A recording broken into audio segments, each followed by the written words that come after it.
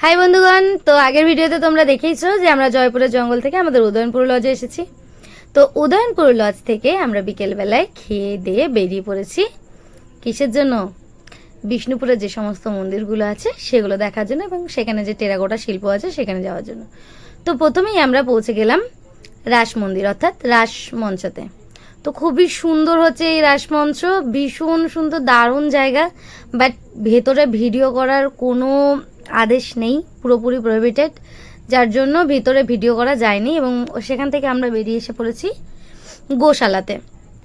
গোশালায় অনেক গরু আছে, সেসব দেখেছি। বললামই ভেতরে ভিডিও করার কোনো পারমিশন নেই, জাস্ট তার জন্য ভিডিও করা হয়নি। এবং তারপরে আমরা চলে গেছি ব্রিটিশ আমলে সেই কামান দেখতে, যে কামান দিয়ে আগেকার দিনে যুদ্ধ করা হতো।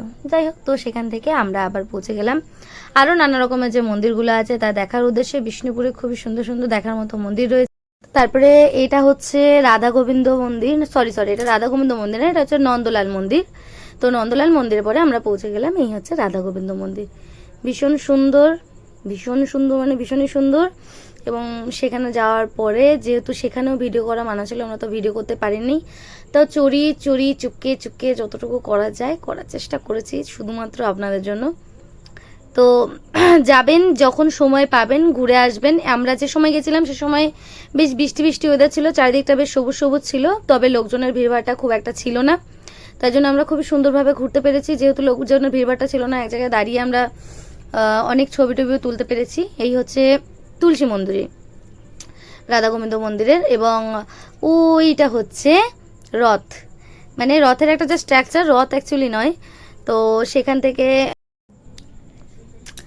তো ফির টুং টুং করে করে আমরা চারিদিকের ভিডিও লুকিয়ে চুরিয়ে করে নিলাম। তার কারণ হচ্ছে সেখানে গার্ড একজন লোকের সাথে বসে বসে চুপি চুপি গল্প করছিল। জানি না কি গল্প করছিল, তার বাড়ির বউয়ের সম্বন্ধে গল্প করতে পারে। তো সেখান থেকে আমরা অনেক কিছু দেখেছি, চুরি ভিডিও করে নিয়েছি। যাই হোক, কিছু মনে করবেন না। তো তারপরে সেখান থেকে আমরা কালাচাঁদ মন্দিরে গিয়েছিলাম। তো কালাচাঁদ মন্দিরে গিয়েই তো আমাদের তনয় দাদার বিশাল মনে ফুর্তি জেগে গেছে, যেহেতু সেখানে একটু করে বৃষ্টি শুরু হয়ে গিয়েছে। দাদা হচ্ছে ভীষণ প্রকৃতি ভালোবাসে, আমরা সবাই ভালোবাসি। তো আমার বরকর্তাটি জানি না হেলমেট মাথা দিয়ে কোথায় চলে যাচ্ছে, আমি তো তাকে দেখতেই পাচ্ছি না। ভিডিও করতে পেরেছি। তো সেখানেই ছিল ভোগ মন্দির। তো ভোগ মন্দিরের সামনে গিয়ে ওরা জানি না ভোগের কিছু পেয়েছিল নাকি, চুরি চুপকে কিছু একটা দেখছিল। তো তারপরে আমরা চলে এলাম জোরবাংলো মন্দিরে, যেখানে জোরবাংলো মন্দিরের আগেই হচ্ছে যেখানে পোড়াহাট বসা হয়। তো আমরা যেদিন গেছিলাম সেখানে কোনো পোড়াহাট বসেনি, বাট পোড়াহাট সেখানে বসে, সেই জন্য ওই জায়গাটা করে ওরকম সুন্দর করে রেলিং করা আছে, সেখানে পতাকা দেওয়া আছে লাল বাহারি। তো যাই হোক, সব মন্দিরের স্ট্রাকচারই হচ্ছে ওখানে একই রকমের, তাই আমরা আর এই মন্দিরের ভেতরে ঢুকিনি, সেখানে বাইরে থেকে চারিদিকের পরিবেশটা দেখে চলে এসেছি। তো এখানে হচ্ছে ভালো খুব সুন্দর পিকনিক স্পট আছে। মেবি বিষ্ণুপুরে যারা আসে তাদের হয়তো এখানে বিভিন্ন জায়গায় পিকনিক স্পট আছে, বাট এইটাও অ্যাজ এ পিকনিক স্পট খুবই সুন্দর জায়গা। তো তারপরে সেখান থেকে আমরা ঘুরে ঘুরে রাস্তায় আমরা চলে, এরপর সেখান থেকে আমরা পৌঁছে গেলাম শ্যামরাই মন্দিরে।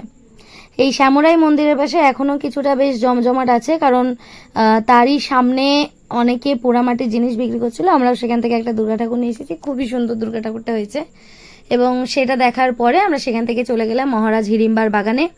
মহারাজ হিড়িম্বার বাগান থেকে সেখানে আছে লালাজির মন্দির। তো সেই লালাজির মন্দিরে প্রবেশ করব।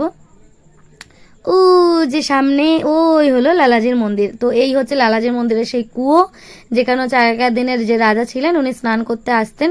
তো আমরা এখন আর স্নান টান করিনি, আপনাদেরকে কুয়োটা দেখানো ছিল, দেখিয়ে দিলাম। দেখানোর পরে আমাদের তো ভীষণ জোরে খিদে পেয়ে গেছে, কারণ তখন সেই দুপুরবেলায় ঢুকে খেয়েছি, আপনারা জানেন সবাই। তো সেখান থেকে আমরা বেরিয়ে চলে গেলাম খাওয়ার উদ্দেশ্যে এই কাকুর দোকানে। এই কাকুর দোকান থেকে আমরা খেয়ে নিলাম 10 টাকায় 5টা স্পেশাল ফুচকা, এবং তার পাশেই ছিল মোমোর দোকান। দারুণ সুন্দর মোমো করেছিল, খুবই ভালো। সবাই যখন যাবেন অবশ্যই খেয়ে আসবেন।